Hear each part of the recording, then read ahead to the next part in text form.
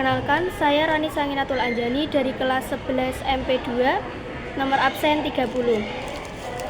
Perlawanan bangsa Indonesia terhadap kolonialisme, saudagar dan penguasa lokal Nusantara. Seperti yang telah dijelaskan, bahwa perdagangan internasional lintas benua telah berlangsung dan berkembang sejak lama. Akan tetapi, narasi sejarah tentang kota-kota pelabuhan baru diketahui dari catatan bangsa Eropa. Hal ini menyebabkan seolah-olah kota tersebut muncul karena kedatangan bangsa Eropa. Pada kenyataannya, jauh sebelum kedatangan mereka terdapat banyak saudagar dan penguasa lokal di Nusantara yang memiliki kuasa, kekayaan, dan kemampuan untuk melakukan penjelajahan dan bahkan perlawanan kepada dominasi asing yang ingin menguasai Nusantara. Posisi geografis Nusantara berada di dalam jalur perdagangan internasional antara negara India dan Cina, dengan posisi yang kesempatan untuk turut andil secara aktif di dalam tatanan perdagangan internasional. Dalam tulisan Vladimir Eliseev 2000 dikatakan bahwa jalur pelayaran dan perniagaan laut dari Cina menuju Kalkuta, India harus melewati Selat Malaka sebagai sebuah pintu gerbang antar pelabuhan di sekitar Samudra Hindia dan Teluk Persia. Selain itu, Selat Malaka juga menjadi penghubung antara dunia Arab dengan India di sebelah barat Laut Nusantara dan Cina di sebelah timur Laut Nusantara. Dengan kondisi rute pelayaran yang ramai sejak awal abad 2 mendorong munculnya kota-kota pelabuhan penting di sekitar jalur Selat Malaka, yaitu Malaka, Samudra Pasai, Sumatera Timur, Jambi, Banten, Lasem, Tuban, Gresik, Makassar, dan lainnya. Kekuatan politik di Nusantara lahir dari pertumbuhan jaringan perdagangan internasional antara pulau. Kekuatan politik yang dimaksudkan salah satunya berada di pantai timur negeri Melayu yang sekarang dikenal menjadi Jambi. Tepatnya muara sungai Batanghari atau lebih dikenal dengan sebutan Kerajaan Sriwijaya.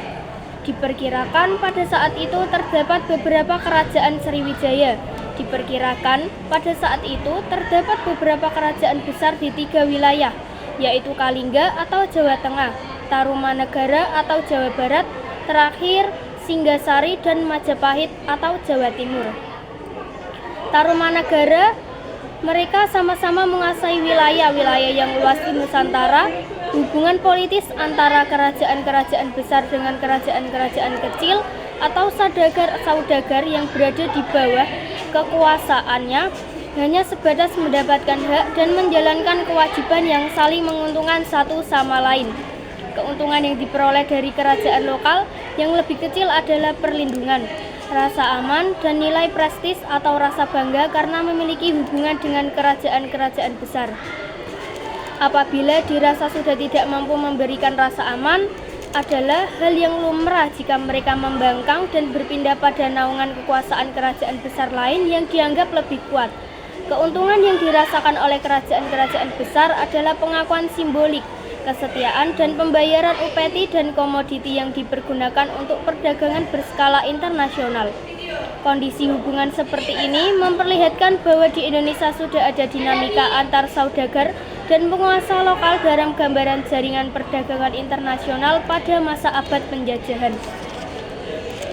Perang antar negara Eropa dan upaya menegakkan hegemoni di Nusantara. Tahukah kalian bahwa peristiwa sejarah yang terjadi di Indonesia tidak dapat terpisahkan dari interkoneksi dan kerjasama global? Berikut ini adalah beberapa peristiwa sejarah global yang memiliki dampak pada jalan sejarah di Indonesia. Perjanjian Tordesillas merupakan satu titik awal dari ekspansi bangsa Portugis dan Spanyol dalam melakukan penjelajahan dunia agar tidak terjadi perebutan wilayah yang sama.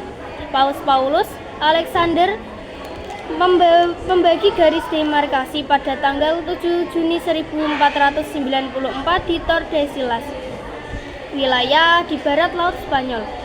Dampak perjanjian Tordesillas membuat pelaut Portugis berlayar ke timur, mengitari pantai barat Afrika pada 1487. Pelayar Bartolomeus Dias mengitari Tanjung Harapan di Afrika dan memasuki Samudra Hindia. Kemudian pada 1497 pelayar Vasco dan Gama sampai di India. Perjanjian Saragossa merupakan kelanjutan dari persaingan antara Portugis dan Spanyol.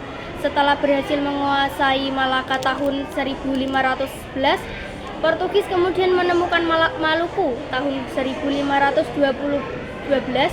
Portugis bersekutu dengan Ternate.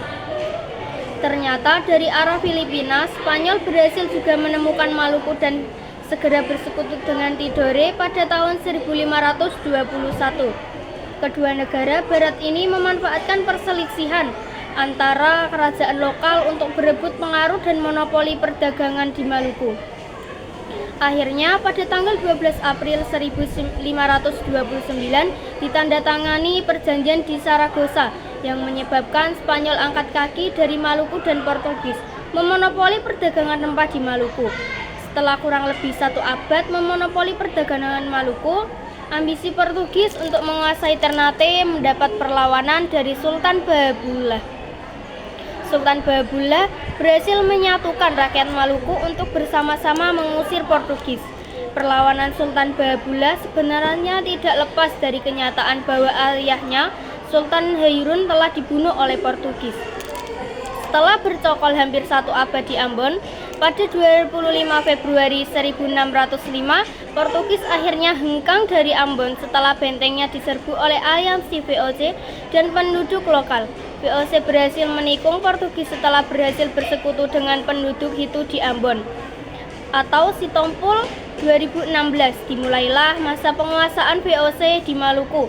Tahun 1611, Peter Both, gubernur jenderal VOC, menetapkan Ambon sebagai pusat VOC di tanah koloni sekaligus memulai membangun kantor cabang di Batavia. Tahun 1618 posisinya digantikan oleh Jan Pieterszoon. Dia kemudian memindahkan pusat pemerintahan VOC ke Batavia. Kembali kepada persoalan negara-negara Eropa, hubungan antara Republik Belanda dan Inggris mengalami pasang surut. Konflik antara Kekaisaran Habsburg, Spanyol dan Republik Belanda memainkan peran penting dalam hal ini. Selama gencatan senjata 12 tahun 1609 sampai 1621 ada kekhawatiran yang signifikan tentang kemungkinan aliansi Inggris Spanyol. Akibatnya hubungan antara Inggris dan Belanda juga ikut memanas di tanah jajahan.